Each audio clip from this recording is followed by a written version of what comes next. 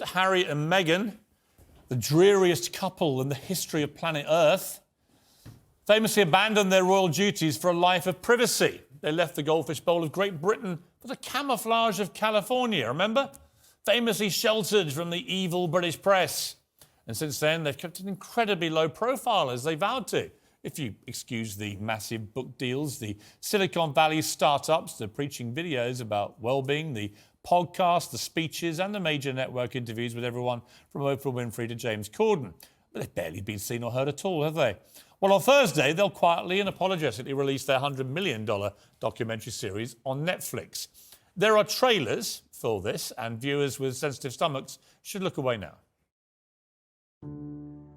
Why did you want to make this documentary?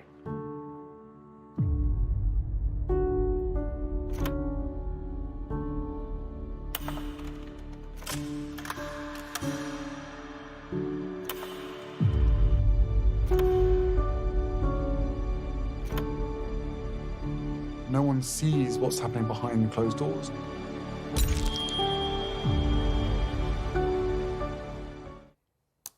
Utterly nauseating. I literally recoiled while watching it. The sanctimony, the fake drama, the hammy woe is me that's been going on now for years. The sombre tickle of the piano keys, the staged black and white photographs of this very ordinary young oppressed couple having what appears to be some tiny semblance of fun in their California mansion as they count all their money. Incredibly, it gets worse. I had to do everything I could to protect my family.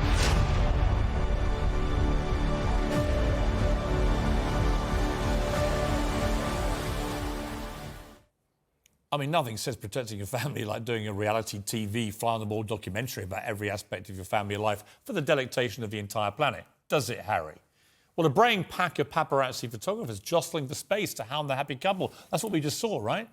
Childhood photographs clearly intended to evoke the tragic death of his mother, Diana. Those photographers we just saw weren't actually interested in Prince Harry at all. They were at the premiere of a Harry Potter movie 5 years before Harry even met Meghan. There weren't any royals there at all.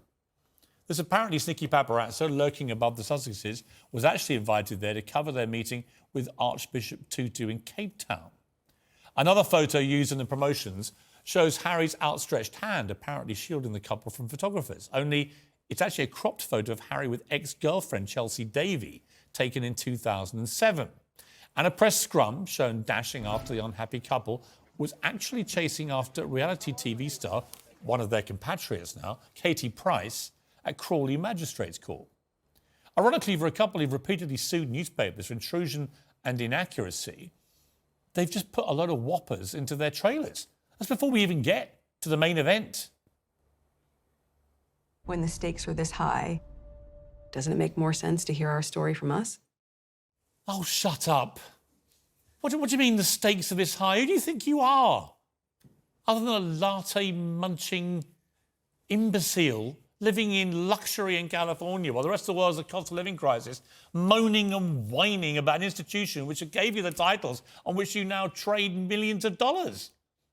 What are you talking about? What stakes are there, other than the massive, gigantic stake you're currently plunging into our monarchy over here? And as for telling their story, sorry, have I missed something? I thought you've been telling your truth, which is often a pack of lies, from the moment you abandoned this country.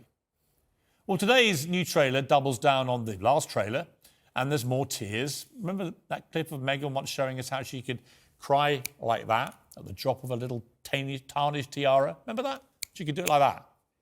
Just bear that in mind when you watch it. Did you get that one?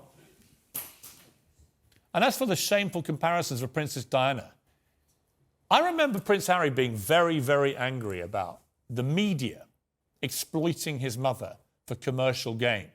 Yeah, what has he done with this Netflix series? He's used his mother to sell it. Could there be a more grotesque exploitation or a more hypocritical one than him using his dead mother's imagery to engender sympathy for himself again as the great victim in this world? I find it all puke-making. And I speak as someone who's actually in one of these things. I pop up. Yeah, me.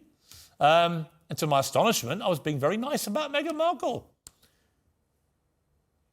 Let's have a listen. It's really hard to look back on it now and go, what on earth happened? You hear that? That is the sound of hearts breaking all around the world. She's becoming a royal rock star. And then Everything changed. There's a hierarchy of the family. You know, there's leaking, but there's also planting of stories. There was a war against Meghan to suit other people's agendas. It's about hatred. It's about race. It's a dirty game. The pain and suffering of women marrying into this institution, this feeding frenzy. I realized they're never going to protect you.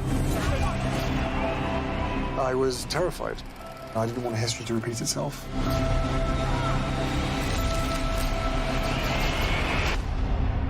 No one knows the full truth. We know the full truth. Oh, God, you wouldn't know the truth if it hit you around the back of your head. And, Harry, here's the point. We're not really interested in your truth. You've been saying it for the last 2-3 years. Your version of what you think happened. And, yeah, I did say Meghan was becoming a royal rock star, and I'm pleased you quote me in there because it shows that I was, like the rest of the British media, very positive about your new bride until your mutual behaviour became hypocritical and ridiculous after the wedding. Your claim that you're the victims of a dirty game is especially brazen, given that these trailers have been released to deliberately overshadow a visit by the Prince and Princess of Wales to the United States. The timing, of course, is unforgivable, if entirely unsurprising, and a typically cynical ploy to overshadow a vitally important royal tour, the first since the death of Queen Elizabeth. And what about his father in all this, a man who's not even been coronated as king yet, still mourning the death of his mother? Is he going to cop it in this series? You can bet your life he will. Charles is going to have to take it again from his son, with no ability to speak out and return fire. This series will do great numbers for Netflix, but maybe not for the reasons they hoped. The Oxford English Dictionary defines hate-watching as the activity of watching for the sake of enjoyment derived from mocking or criticising. If that's a measure of success, Harry and Meghan, you're going to have a smash hit. But of course, the real measure of success for both of them will be the same as it always has been. How much damage can they inflict on our royal family, on our monarchy? How can they make it all about them? How can they continue to play the victims when they live in such unparalleled luxury the other side of the world? This gruesome twosome only survived by cashing in on what's left of their royal status now. I said it before, I'll say it again tonight. King Charles should strip them of all their remaining titles and cast them out from any connection to the royal family. How could any of them trust them, as far as I could throw them? Because without it, they're just whining millennial windbags with a permanent victim complex, knowing that victimhood is what makes them all the money.